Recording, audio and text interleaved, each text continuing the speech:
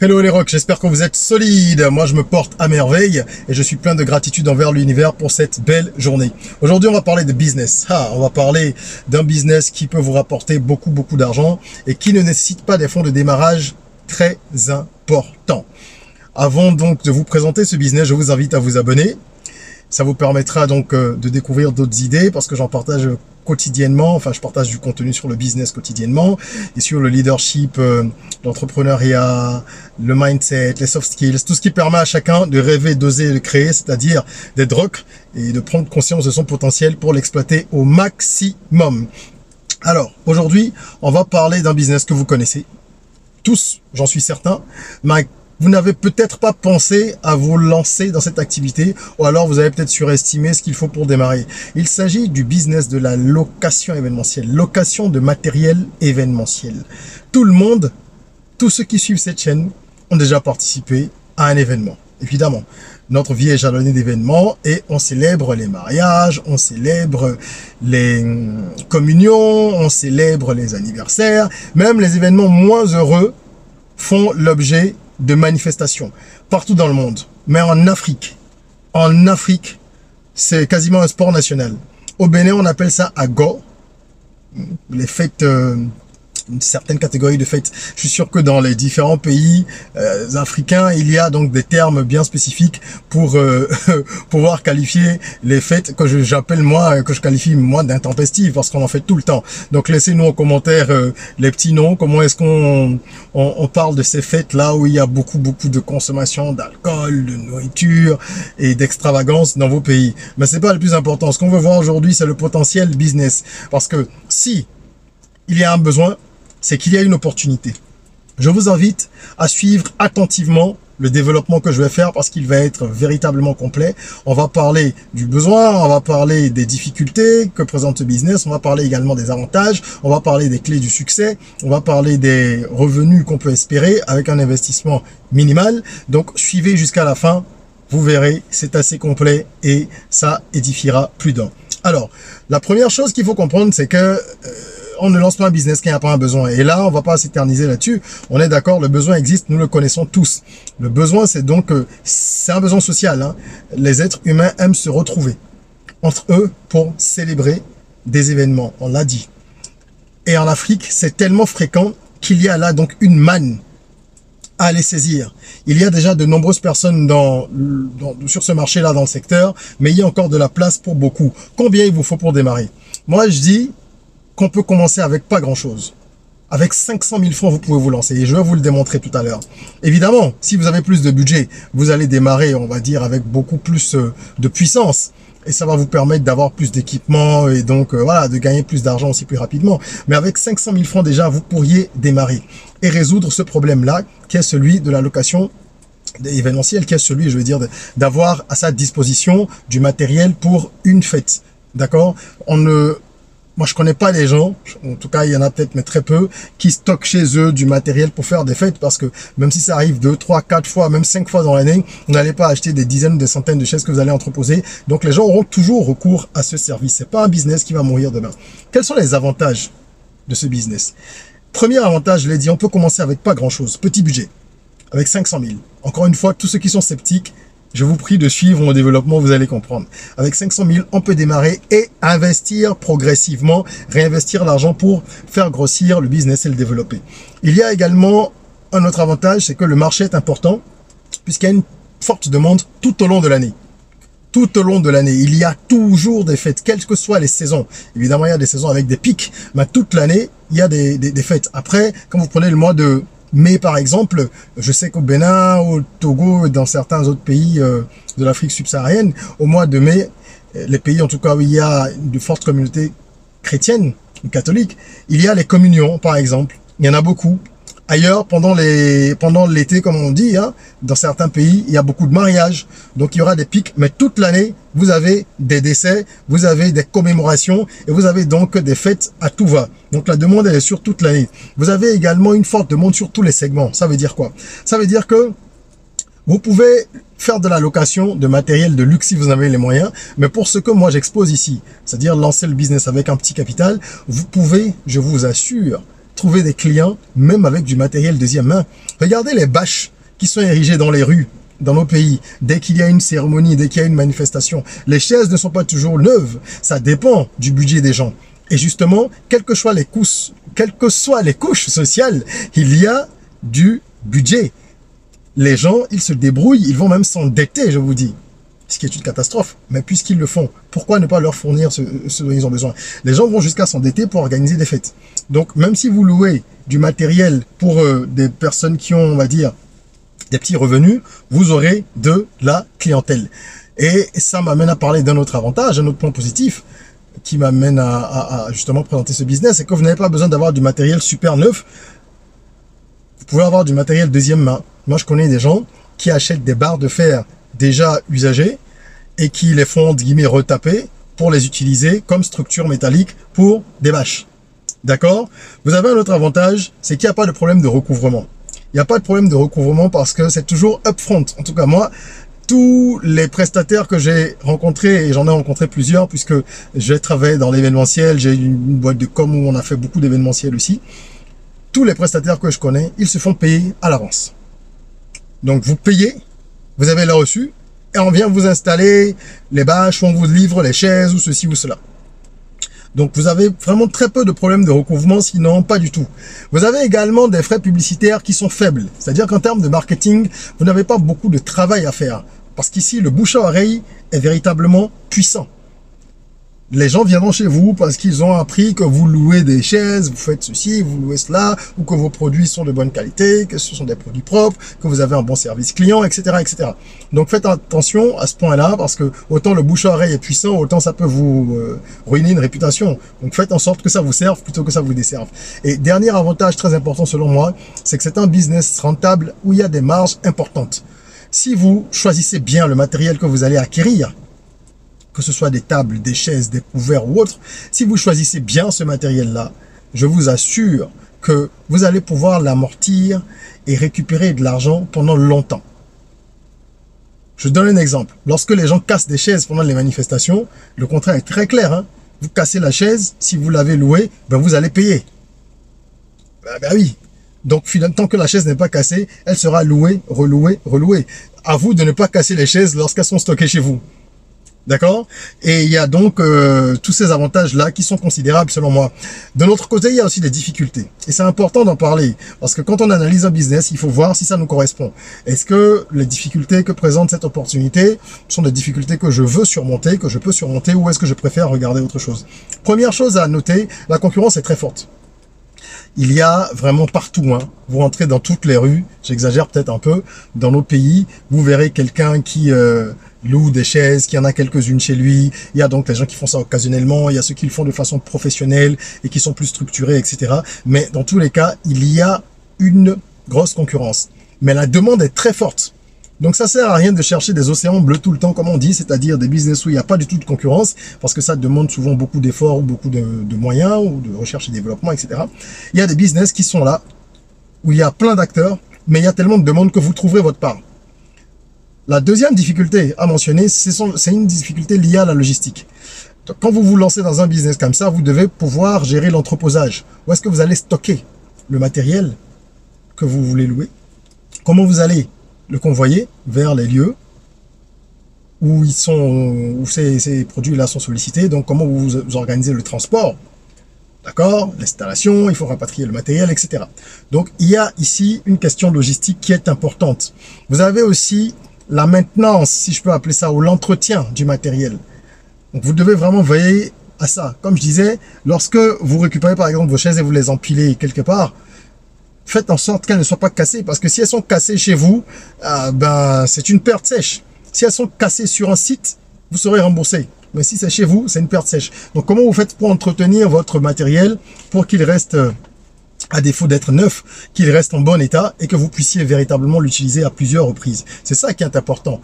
Et pour finir, une autre difficulté ici, c'est que la main d'œuvre est volatile. Donc les gens qui travaillent pour vous, même si c'est occasionnellement, ce sont pas, je veux dire, c'est pas une main d'œuvre qui est constante. Dès qu'ils ont 100, 200, 500, 1000 francs de plus quelque part, ben, ils vont se déplacer et aller chez un concurrent qui fait la même chose. Ou alors, c'est des gens qui font beaucoup de jobs. donc des petits boulots, et dès qu'ils en ont un qui est plus intéressant sur une période, ils sont pas disponibles. Donc vous devez avoir en fait une stratégie qui vous permette non pas de les fidéliser, parce que ça va être des coûts sur la durée, mais de pouvoir avoir peut-être un large portefeuille, une base de données, je dirais, hein, assez fournie de personnes que vous pouvez solliciter assez régulièrement quand vous avez des besoins. D'accord? Alors, en termes d'investissement, qu'est-ce que ça demande? Je disais à l'entame de cette vidéo qu'avec 500 000 francs, on peut se lancer dans ce business. Et je sais que les oiseaux de mauvais augure sont partout. Je me souviens l'année dernière d'un post que j'ai partagé, l'année dernière, il y a 2 ans, je sais plus, où j'expliquais comment est-ce qu'on peut lancer une cafette avec 100 000 francs. Et je vais faire une vidéo là-dessus bientôt. Oh là là, il y a eu plein de pessimistes. Mais en même temps, il y a eu dans les commentaires des gens optimistes ou réalistes qui disaient oui, c'est peut-être un peu juste, mais en jonglant, on peut faire ci, on peut faire ça. Pourquoi les autres sont si pessimistes? Donc c'est encourageant, on se rend compte que le navire des pessimistes est en train de s'alléger. Parce que nous sommes de nature comme ça, hein, dans nos pays. On voit le mal partout, on ne peut pas entreprendre, non. Il faut être prévoyant, mais il faut être optimiste. Sinon, vous ne faites pas des affaires, ça sert à rien. Donc, pour tous les pessimistes, ou tous ceux qui sont, encore une fois, des oiseaux de mauvais augure, les râleurs, qui sont restés jusqu'à présent, je vais vous expliquer comment ça va se passer. Alors, de façon très simple. Lorsque vous voulez vous lancer dans un business pareil, prévoyez pour moi, selon moi, hein, sur les 500 000, 300 000 en achat d'équipement. D'accord? Exemple, vous voulez acheter 20 chaises. Les chaises, vous en trouvez à partir de 5 000 francs. Chaises en plastique. Vous prenez 5 000 francs fois 20 chaises, vous avez 100 000. OK? Ensuite, vous prenez les tables. Elles sont à 10 000 francs. Tables en plastique aussi. Vous en prenez 5, ça vous fait... non, vous en prenez 10. Vous en prenez 10, ça vous fait 100 000. OK? Donc, on est à 100 000 de chaises, 100 000 de tables, ça fait 200 000. Il vous reste 100 000 pour l'équipement. Moi, à votre place, j'achèterais soit un petit appareil de sonorisation, un petit équipement de sonorisation, parce que louer la sono, ça rapporte de l'argent aussi. Donc un appareil, un équipement par deuxième main, avec les 100 000 qui restent. Ou alors des nappes, des couverts, des verres, des assiettes. Ou je fais un mix des deux. Mais il faudrait vraiment trouver un équipement de sono à 50 000, c'est pas évident. Donc vous choisissez soit la sono, soit couvert, verre, etc. Et vous en achetez pour 100 000 francs. On est donc à 300 000 en équipement. Il va vous rester 200 000 que vous allez répartir comme suit. L'espace de stockage, je prévois même 30 000 francs par mois, en sachant que vous pouvez trouver moins cher, parce que vous n'avez pas besoin d'un espace grand, ni qui est pillon sur rue, c'est pour stocker. Et en sachant que vous pouvez éviter cette dépense. Si vous avez de l'espace chez vous, vous stockez quelque chose, c'est pas grand chose. On a dit qu'au début, vous avez quoi? On a parlé d'une vingtaine ou d'une trentaine d'une vingtaine de chaises, avec une dizaine de tables. C'est pas grand chose. Plus éventuellement un petit matériel de sono. Donc même dans votre appartement, vous pouvez stocker ça si vous vivez déjà seul. Moi, mon appartement, le salon de mon premier appartement a été mon premier bureau. Et j'avais scindé le salon comme ça avec une barre de fer. J'ai mis un rideau, côté salon, côté bureau. Donc c'est ça le système D. Un entrepreneur, il se démerde. Même les noms que vous entendez là partout aujourd'hui, Bill Gates, là, Jeff Bezos, ils ont commencé dans un garage, chez leurs parents. Donc si vous êtes chez vos parents, négociez un petit espace. Si vous avez déjà des revenus, louez un petit entrepôt. Et même c'est même pas un entrepôt, ça c'est, comme on dit, c'est une pièce entrée-couchée, c'est une petite pièce. Donc à 30 000 francs, prévoyez 3 mois de loyer, le temps de faire entrer un peu d'argent, ça fait 90 000. On est d'accord? Ensuite, vous mettez 50 000 francs en frais publicitaires. Et moi, je vous conseillerais de faire quand je dis frais publicitaires, c'est vraiment pour faire un branding minimaliste. Normalement, avec un site comme Canva, C-A-N-V-A, vous pouvez faire votre logo vous-même. Avec tous les autres outils qui existent aujourd'hui, avec l'intelligence artificielle en plus de Canva, vous pouvez faire un logo, vous pouvez faire un petit flyer, vous pouvez faire plein de petits visuels que vous allez utiliser sur les réseaux sociaux. Donc, ces 50 000, vous les utilisez pour acheter du forfait Internet, parce que je sais qu'ils me diront, oui, mais ça va me coûter plus cher, mais non. Achetez du forfait Internet, mettez ça en statut, paramétrez votre WhatsApp Business, mettez ce que vous louez dans le catalogue de votre WhatsApp Business, envoyez à tous vos contacts les quelques photos ou visuels que vous auriez réalisés, et faites des petites publications sur TikTok au lieu de passer votre temps à faire des challenges où vous dansez. Mais proposez aux gens ce que vous vendez et trouvez des moyens d'être peut-être un peu drôle ou même en faisant les challenges à la fin d'une vidéo. Si vous faites ça de façon intelligente, ben là, vous mettez alors votre offre. Je connais des gens qui font plein de vidéos, qui partagent des vidéos drôles et entre deux vidéos, pendant que vous êtes en train de suivre quelque chose qui vous accroche, et ben bam, ils vont vous mettre une publicité. Et là, ils vont parler de leur service. Donc ça, c'est important. Faites un petit peu de publicité digitale. D'accord? Ces 50 000 là, c'est pour ça. Forfait, en parler aux gens, etc. Et les 60 000 qui restent, vous allez donc prévoir cette enveloppe de 60 000 pour pouvoir payer des collaborateurs, pas d'employés. Vous n'avez pas encore assez de flux d'activité pour avoir un employé que vous payez tous les mois. Donc là, vous allez garder cette enveloppe et à chaque fois qu'il y aura quelqu'un qui va travailler pour vous occasionnellement, parce que vous avez une location, vous devez livrer des chaises ou des tables dans tel quartier, et bien là, vous avez quelqu'un que vous faites venir qui travaille ce jour-là, et vous le rémunérez. C'est des gens qu'on rémunère 5 000 francs la journée, 10 000 francs lorsqu'ils sont sur des tâches très difficiles. Il y a même des gens qu'on rémunère 2 000 francs lorsque c'est pas toute une journée, qui sont juste allés installer quelques chaises. Donc cette enveloppe de 60 000 va vous permettre de rémunérer ces personnes sur les premières locations, le temps d'avoir de l'argent. Donc là, je pense qu'on a bien les 500 000. On a mis 300 000 en équipement, on a mis 90 000 en stockage pour 3 mois, plus 50 000 en publicité digitale, ce qui fait 140 000, et on a rajouté 60 000 francs enveloppe pour défrayer donc les collaborateurs ponctuels, ce qui fait 200 000, plus les 300 000 des équipements, de l'équipement qu'on a acheté, des équipements achetés, du matériel, on est à 500 000 francs. Voilà. Maintenant, si vous avez un budget plus élevé, enfin plus important, pardon, à ce moment-là, n'achetez pas 10 tables, achetez-en 50, n'achetez pas 20 ou 30 chaises, achetez-en 100. Et puis, achetez d'autres choses.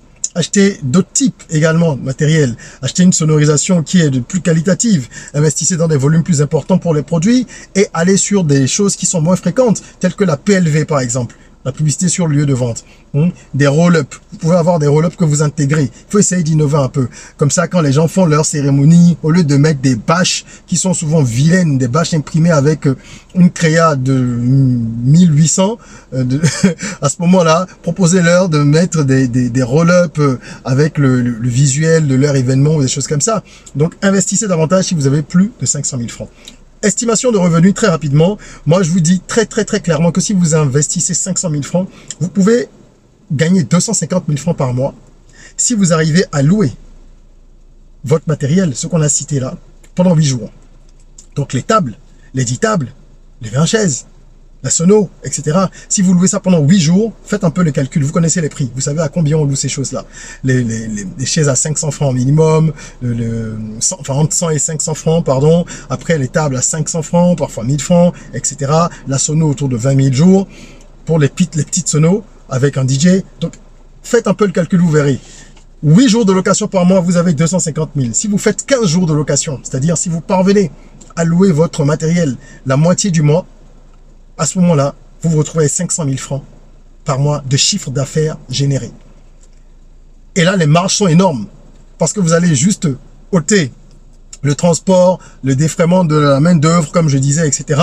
Et le reste, ça va être du bénéfice. C'est super rentable, ce business. Super rentable. Pour vous dire, j'ai failli me lancer dedans il y a quelques années, mais moi je voulais le faire à une échelle très grande et finalement je l'ai pas fait parce que je suis allé sur un autre business. On peut pas tout faire en même temps, au même moment, simultanément. Donc je vous parle d'un business que j'ai déjà étudié de façon beaucoup plus détaillée. Là je vous donne une petite substance, d'accord? Et donc, si avec 500 000 vous pouvez générer entre 250 000 francs mois ou 500 000 mois, entre 250 et 500 000 par mois, imaginez lorsque vous aurez investi 5 millions. Lorsque à chaque fois que vous allez gagner un peu d'argent, vous allez réinvestir et que vous aurez 5 millions d'investissements en matériel. Imaginez ce que vous allez gagner par mois. Et tout dépend donc de comment vous actionnez, comment vous gérez votre business. Et ça m'amène à vous parler des clés du succès. Les clés du succès pour un business pareil, suivez-moi bien. Les clés du succès pour un business pareil, ça commence par le carnet d'adresse. Vous devez faire en sorte d'avoir un bon carnet d'adresse, mais et surtout de dire aux gens que vous connaissez. Parce qu'ici, il n'y a pas de bon ou de mauvais carnet d'adresse en soi, en fait. Il faut informer les gens autour de vous que vous faites ça. Oui, j'ai du matériel que je loue. Et entretenez ce carnet d'adresse-là. Toutes les personnes que vous connaissez doivent savoir que vous faites ce business, que vous proposez ça. Comme ça, si elles en ont besoin, si elles ont besoin de chaises ou d'autres choses, elles viendront chez vous éventuellement. Bon, à part les aigris. Mais il y aura toujours des gens qui viendront chez vous. D'accord? Et ça va vous permettre de gagner en popularité, en notoriété. Il faut également avoir une vraie rigueur dans la gestion avec ce type de business parce que vous avez de la liquidité qui rentre à chaque fois que vous faites des locations, vous payez en espèces. Si vous n'avez pas de rigueur dans la gestion, vous allez dépenser, vous allez faire n'importe quoi. Comme on dit, vous allez bouffer l'argent. Et ça sert à rien. C'est pas ça le but.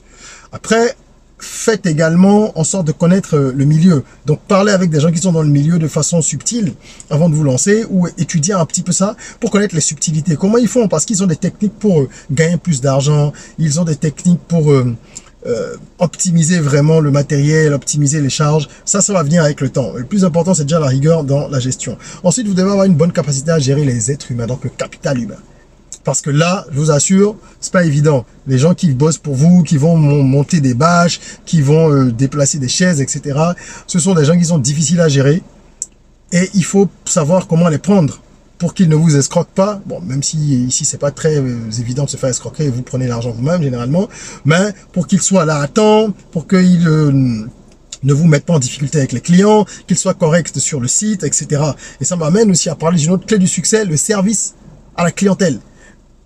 Si vos collaborateurs sont des gens corrects, si vous-même vous êtes quelqu'un de correct, vous êtes courtois, vous êtes poli, vous respectez les délais, vous tenez vos engagements, etc., vous aurez beaucoup de clients. Parce que dans ce business-là, il y a beaucoup de commerçants qui sont irascibles, qui sont des gens désagréables.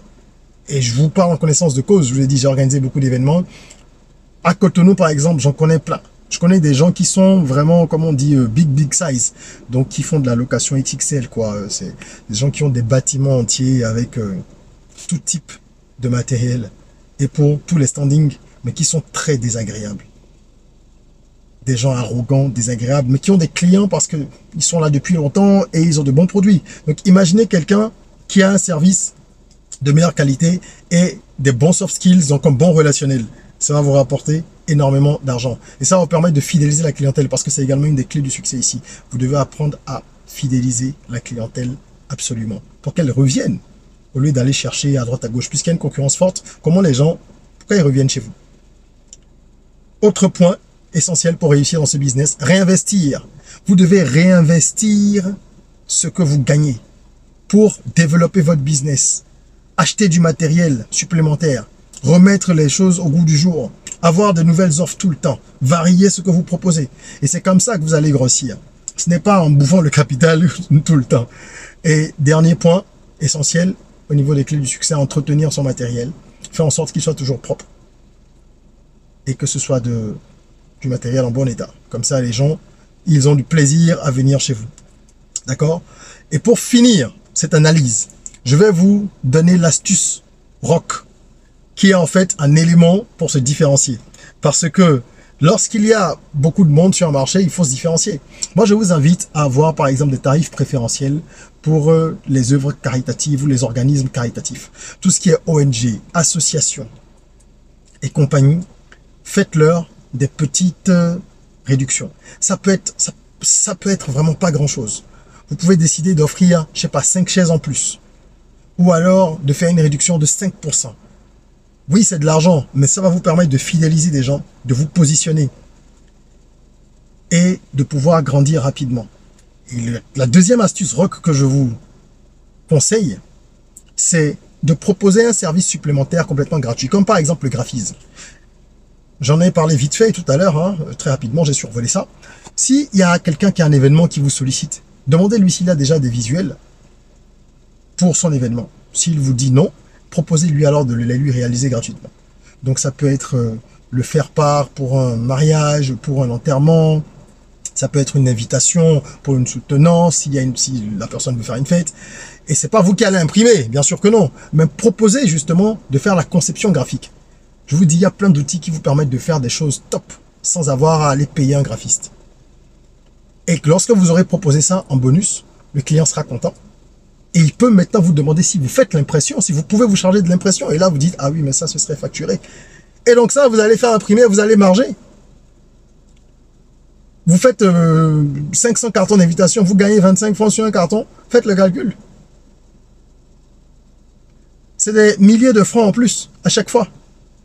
25 francs de marge, fois 100, vous êtes à 2500. Hein, par exemple. Et après, si vous faites x5, vous voyez bien, 12 500 rapidement. Donc 500, vous allez gagner 12 500 rapidement. Je ne sais pas si mon calcul est juste, mais je crois. En tout cas, vous allez gagner beaucoup d'argent avec des services en plus, quoi. Donc, vous offrez des choses gratuites qui peuvent vous permettre après de faire des rallonges sur des services payants. Voilà ce que je voulais partager avec vous. Et pour finir, vraiment, dernier point, avant de vous lancer, Prenez bien note de tout ce que j'ai dit, mais faites une petite étude de marché quand même. Pour ceux qui ont des moyens, qui veulent lancer ça à vraiment grande échelle, faites de vraies études de marché. Ce sont des choses que nous on réalise, mais ça coûte cher. Si vous n'avez pas les moyens de faire une grosse étude parce que vous voulez démarrer comme ça, faites un business plan par exemple. Ça peut être un business plan, on va dire, liminaire. Allez sur notre plateforme de e-learning academyrock.com, je laisse le lien dans la description, et formez-vous à la rédaction d'un business plan. Il y a une formation que je donne moi-même sur cette plateforme. Vous pouvez vous former avec 15 000 francs en suivant des vidéos depuis chez vous, depuis votre téléphone portable ou votre ordinateur, et vous allez apprendre de long en large comment on rédige un business plan convaincant. Vous pourrez le faire pour votre projet et le faire après pour des gens qui vous paieraient pour ça. Donc voilà, ne vous jetez pas à l'eau comme ça, essayez quand même de tâter un peu le terrain, de glaner des informations, de faire une petite étude et ça vous sera utile. J'espère que cette vidéo vous a plu. J'ai essayé de faire quelque chose de détaillé, c'est long, mais c'est ce que je veux pour ce format. Je veux quelque chose de bien détaillé. Et donc, j'espère que ça vous aura plu et que ça servira à de nombreuses personnes. Partagez s'il vous plaît, ça peut aider quelqu'un qui cherche un business, qui a besoin de se lancer et qui est prêt à travailler. Mettez un like, ça permet de faire grandir la communauté. Abonnez-vous s'il vous plaît. Hein, et mettez un like et laissez-nous en commentaire vos avis, vos questions. Je réponds à tous les commentaires généralement. Et en attendant qu'on se retrouve pour une nouvelle vidéo, n'oubliez pas, prenez soin de vous, de votre corps, mais aussi et surtout de votre mental, de votre esprit. Rêvons, osons, créons. Soyons rock.